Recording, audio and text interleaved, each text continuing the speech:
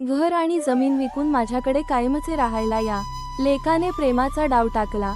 पण आईने हसत हसत जेव्हा ती फाईल पोराच्या तोंडावर फेकली तेव्हा त्याचा करोडोंचा अहंकार मातीत मिळाला. सातारा शहरातील शाहूपुरी परिसरात राहणारे प्रभाकरराव आणि सुमतीबाई. प्रभाकरराव पाटबंधारे विभागात साध्या क्लार्क पदावरून निवृत्त झाले होते. त्यांनी आयुष्यभर काटकसर करून साताऱ्यात एक छोटंसं घर बांधलं होतं आणि गावाकडे त्यांची 1.5 एकर बागायती जमीन होती. त्यांचा एकुलता एक मुलगा गौरव हा बंगळुरूमध्ये एका मोठ्या सॉफ्टवेअर कंपनीत नोकरीला होता आणि तिथेच तो त्याच्या बायकोसोबत राहायचा. गौरव वर्षातून फक्त एकदा दिवाळीला साताऱ्यात यायचा. आई वडिलांच्या आजारपणात किंवा गरजेच्या वेळी तो कायम ऑफिसमध्ये बिझी असायचा.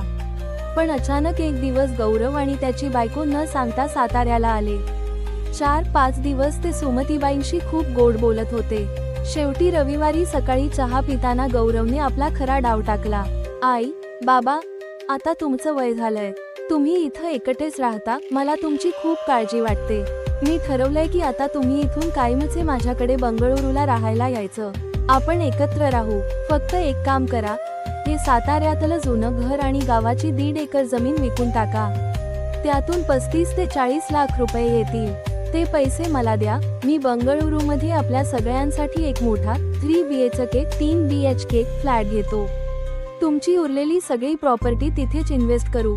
गौरवच्या बायकोनेही होकारार्थी मान डोलावली. प्रभाकरराव थोडे भावनिक झाले. त्यांना वाटलं पोराला म्हातारपणी आपली काळजी वाटते. त्यांनी सुमतीबाईंकडे बघितलं. तो अंगावर काटा आणणारा सत्याचा स्फोट. सुमतीबाई काहीच बोलल्या नाहीत. त्या फक्त अत्यंत शांतपणे हसल्या. त्यांच्या त्या हसण्यात एक वेगळीच धार होती.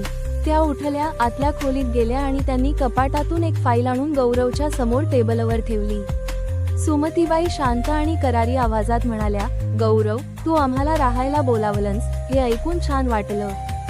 पण बेटा, तू 3 वर्षे उशीर केलास. तू ज्या घराची आणि जमिनीची स्वप्ने बघून आम्हाला न्यायला आला आहेस, ती प्रॉपर्टी आता आमची राहिलेलीच नाही. गौरवच्या हातातला चहाचा कप तिथेच थांबला. त्याचा चेहरा पडला. म्हणजे काय बोलतीयस तू आई? तुम्ही घर कोणाला विकलत? सुमतीबाईंनी फाईल उघडली आणि म्हणाल्या, गौरव, 3 वर्षांपूर्वी तुझ्या बाबांना अर्धांगवायूचा पॅरालिसिस झटका आला होता. मी तुला 2 वाजता रडत फोन केला होता.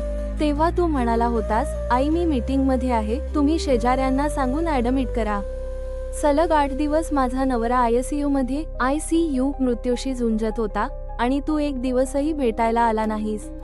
त्या 8 रात्री आमच्या घरी काम करणाऱ्या रखमाबाईचा पोरगा, जो रिक्षा चालवतो, तो तुझ्या